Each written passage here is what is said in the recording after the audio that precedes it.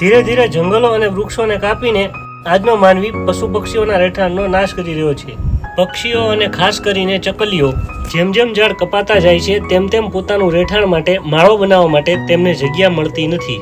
એ સિવાય ઉનાળાની આવી કાળઝાળ ગરમીનો તાપ આવા પક્ષીઓનું શરીર સહન કરી શકતું નથી અને તેમને પીવા માટેનું પાણી પણ મળતું નથી. તો સુરેન્દ્રનગરમાં સાંઈ ફાઉન્ડેશન ટ્રસ્ટ દ્વારા પક્ષીઓ માટે આવા ચકલીઘર તથા પીવાના પાણીના કુંડા અલગ અલગ જગ્યાએ બાંધવામાં આવી રહ્યા છે.